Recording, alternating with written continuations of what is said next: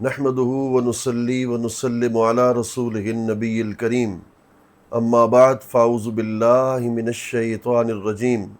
بسم الله الرحمن الرحيم انما يريد الله ليذهب عنكم الرجس اهل البيت ويطهركم تطهيرا صدق اللہ العظیم۔ ناظرین و سامعین، سورہ احزاب کی یہ آیت کریمہ میں نے تلاوت کرنے کا شرف حاصل کیا،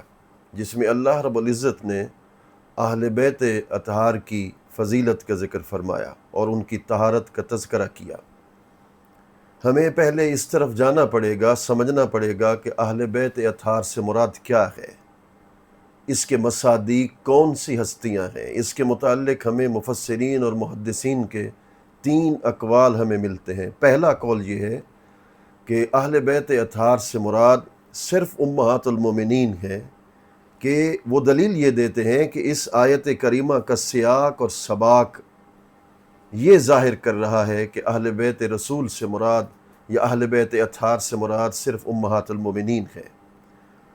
اور دوسرا قول یہ ہے کہ اہل بیت اطہار سے مراد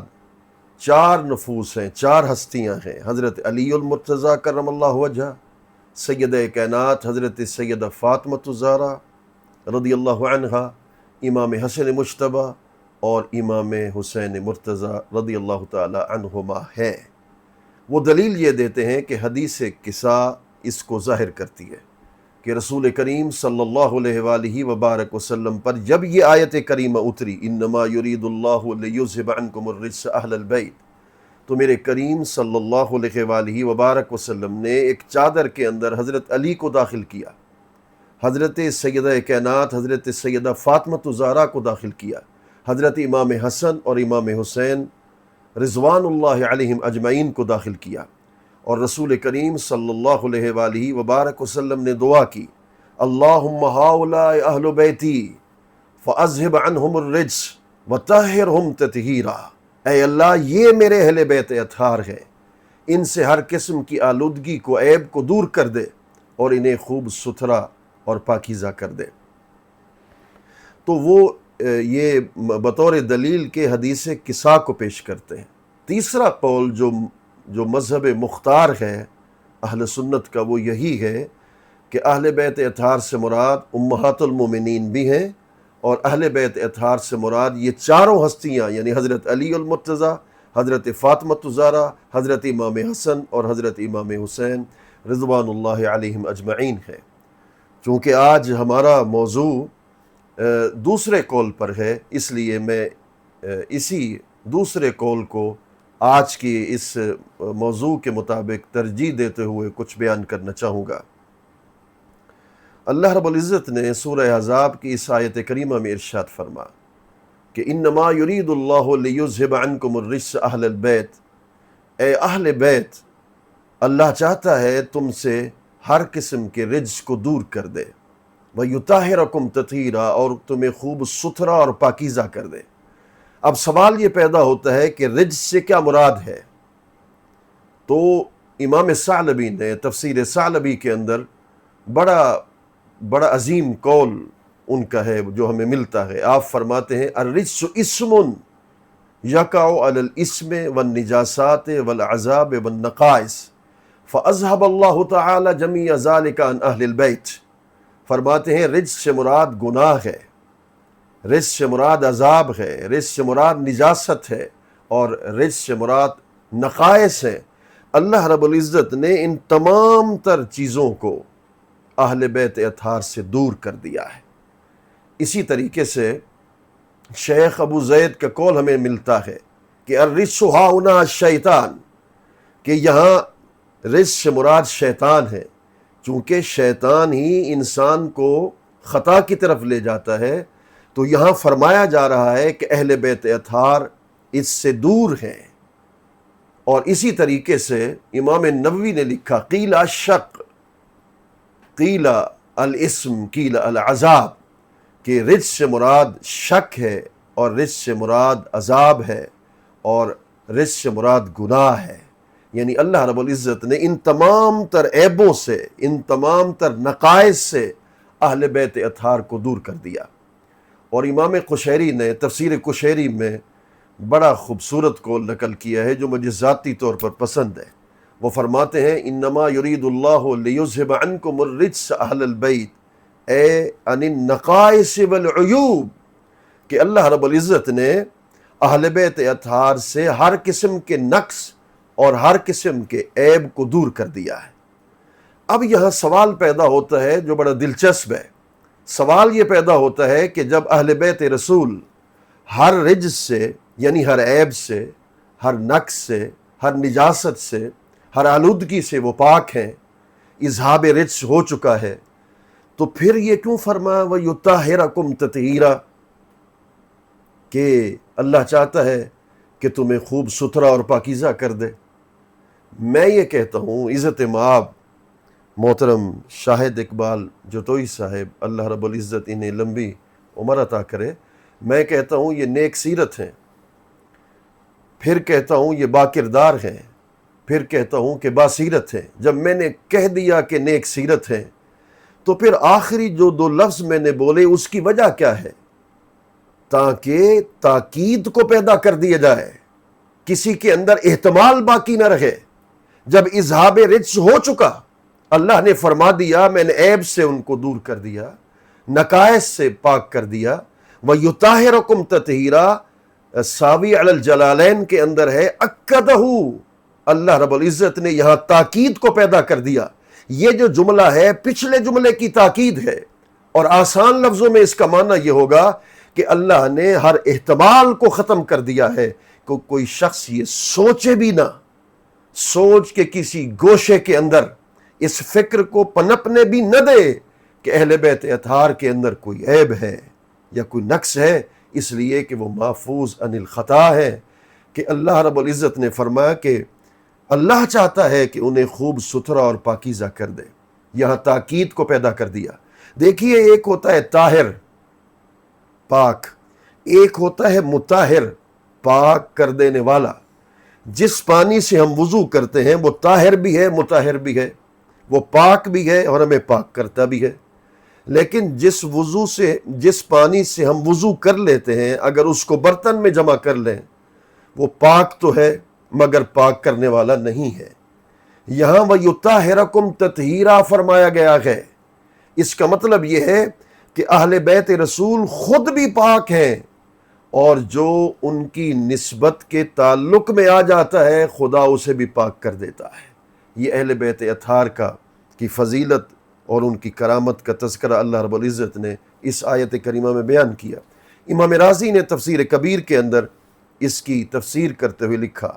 کہ لِيُذْهِبَ عَنْكُمُ الرِّجْسَ اے يُزِيلَ عَنْكُمُ الذُّنُوبَ وَيُطَهِّرَكُمْ اے يُلْبِسَكُمْ خِلْعَ الْكَرَامَةِ، کہ اللہ تعالیٰ چاہتا ہے کہ تم سے ہر قسم کے گناہ کو زائل کر دے اور تمہیں خوب ستھرا اور پاکیزہ کر دے۔ اس سے مراد کیا ہے کہ کرامت کی، عزت کی، وقار کی اور تقدس کی لباس سے آپ کو ملبوس کر دیا جائے، اس کی خلت آپ کو پہنا دی جائے۔ اسی طریقے سے دیگر مفسرین نے اس کو بیان کیا، اور تفسیر در منصور میں علامہ سیوطی نے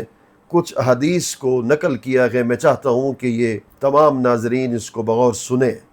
کہ جب یہ آیت کریمہ اتری جس کے اندر اللہ رب العزت نے اہل بیت رسول کی تطہیر کا ذکر کیا، اس کو آیت تطہیر کا نام بھی دیا جاتا ہے، تو رسول کریم صلی اللہ علیہ وآلہ وبارک وسلم 6 مہینے تک اس آیت کے اترنے کے بعد ہر روز سیدہ کائنات حضرت سیدہ فاطمۃ الزہرا کے گھر کے دروازے پہ تشریف لے جاتے۔ ان رسول اللہ صلی اللہ علیہ وسلم کان یمر بباب فاطمۃ 6 اشہر اذا خرج الى صلاة الفجر ویقول الصلاة اہل البیت انما یرید اللہ لیذھب عنکم الرجس اہل البیت ویطہرکم تطہیرا، کہ جب سرکار صلی اللہ علیہ وسلم نماز فجر کے لیے تشریف لے جاتے تو میرے کریم آقا صلی اللہ علیہ وسلم نماز فجر کی ادائیگی سے پہلے حضرت سیدہ کائنات کے گھر کے دروازے پر کھڑے ہو جاتے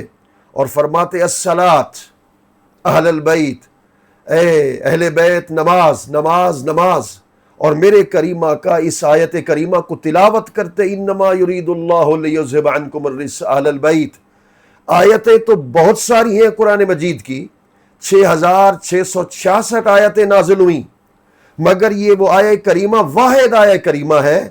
کہ جس کی 6 مہینے تک رسول اللہ نے ہر روز تلاوت فرمائی ہے، اور وہ بھی سیدہ کائنات کے دروازے پہ جا کر۔ اس سے ان کی اہمیت کا، ان کی فضیلت کا ہمیں علم ہوتا ہے۔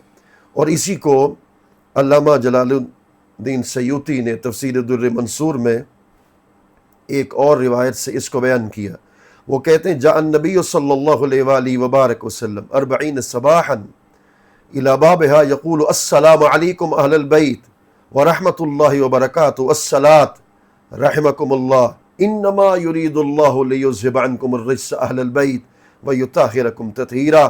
وہ فرماتے ہیں ایک اور حدیث پاک کے اندر کہ رسول کریم صلی اللہ علیہ وآلہ وبارک وسلم 40 دن تک ہر صبح سیدہ کائنات کے گھر کے دروازے پہ تشریف لے آتے اور حضور فرماتے السلام علیکم اہل البیت، اے اہل بیت تم پر سلام ہو، اے اہل بیت تم پر سلام ہو، اور حضور ارشاد فرماتے الصلاۃ رحمکم اللہ، نماز اللہ تم پر رحمت فرمائے۔ اور پھر حضور اس آیت کریمہ کی 40 دن تک رسول اللہ نے مسلسل تلاوت کی، انما یرید اللہ لیذھب عنکم الرجس اہل البیت ویطہرکم تطہیرا۔ اسی طریقے سے حضرت عبداللہ بن عباس راوی ہیں کہ ہم حاضر تھے رسول اللہ صلی اللہ علیہ وسلم کی بارگاہ میں، تو رسول کریم صلی اللہ علیہ وسلم نے 6 مہینے تک حضرت سیدنا علی المرتضیٰ کے دروازے پر، ان کے گھر پر رسول اللہ تشریف لے جاتے، عند وقت کل صلاۃ، اللہ اکبر، ہر نماز کے وقت سرکار تشریف لے جاتے، فیقول السلام علیکم ورحمۃ اللہ وبرکاتہ، رسول اللہ اہل بیت اطہار کو سلام کرتے، انما یرید اللہ لیذھب عنکم الرجس اہل البیت ویطہرکم تطہیرا۔ یہاں ذوقی حبی جملہ میں عرض کرتا چلا جاؤں، ساری کائنات، سارے صحابہ، سارے عالم قدس کا ہر فرد، سارے ملائکہ حضور پر سلام بھیجتے ہیں۔ اہل بیت رسول وہ مقام و فضیلت والی ہستیاں ہیں کہ رسول اللہ ان پر سلام فرما رہے ہیں، السلام علیکم۔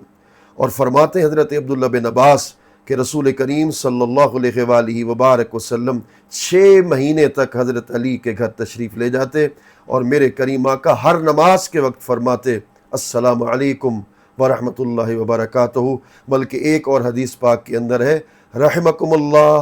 کل یوم 5 مرات، کہ رسول اللہ صلی اللہ علیہ وسلم ہر دن 5 مرتبہ کہتے کہ اللہ تم پر رحم کرے۔ اور رسول کریم صلی اللہ علیہ وآلہ وبارک وسلم نے حضرت علی المرتضیٰ کے دروازے پر جا کر یہ آیت کریمہ تلاوت کر کے اس بات کی طرف لوگوں کو متوجہ کیا کہ اہل بیت اطہار کی شان، ان کے مناقب اور ان کے فضائل کیسے ہیں۔ اسی طریقے سے علامہ آلوسی نے تفسیر روح المعانی کے اندر بیان کیا اسی آیت کریمہ کے ماتحت کہ سرکار نے ارشاد فرما انا و اہل بیتی مطہرون من الذنوب، کہ رسول اللہ صلی اللہ علیہ وسلم نے ارشاد فرما میں اور میرے اہل بیت اطہار ہر خطا سے مطہر ہیں، پاک ہیں۔ تو اس آیت کریمہ میں رسول اللہ صلی اللہ علیہ وآلہ وبارک وسلم کے قرابت دار اور اہل بیت اطہار کی تطہیر کا ذکر کیا گیا۔ ہمیں چاہیے کہ ہم اہل بیت اطہار کے ساتھ اپنے تعلق کو جوڑے رکھیں اور ان کی تعلیمات کو سامنے رکھیں، ان کی تعلیمات کے مطابق اپنی زندگی بسر کرنے کی ہم کوشش کریں۔ یقیناً اہل بیت اطہار کی محبت ایمان کا حصہ ہے، اس لیے کہ رسول اللہ صلی اللہ علیہ وسلم نے ارشاد فرمایا کہ حبک ایمان، اس کو نور الابصار میں اس حدیث پاک کو نقل کیا گیا۔ سرکار صلی اللہ علیہ وآلہ وبارک وسلم نے ارشاد فرمایا اے علی تیری محبت ایمان ہے۔ جب اہل بیت اطہار کی محبت ایمان کا حصہ ہے،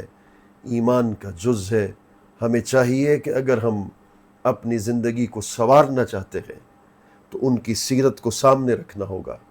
اور ان سے محبت اور مودت کا اظہار کرنا پڑے گا۔ جب ان سے محبت اور مودت کا ہم اظہار کریں گے، اللہ رب العزت اس کے صدقے سے ہمارے ایمان کے اندر اضافہ کرتا چلا جائے گا۔ میں ایک بار پھر محترم و محتشم اپنے بھائی جناب شاہد اقبال جتوئی صاحب اور ان کی ٹیم کا میں مشکور و ممنون ہوں، اور انہیں دوبارہ مبارکباد پیش کرتا ہوں کہ انہوں نے پیغام راز کے اس فورم سے یہ مختلف علماء کرام سے محرم الحرام کے حوالے سے اہل بیت اطہار کی شان اور فضیلت کے خطابات کروائے اور عوام تک اس کو پہنچایا۔ اللہ رب العزت ان کی اس مساعی جمیلہ کو اپنی بارگاہ میں قبول و منظور فرمائے۔ وما علینا الا البلاغ المبین۔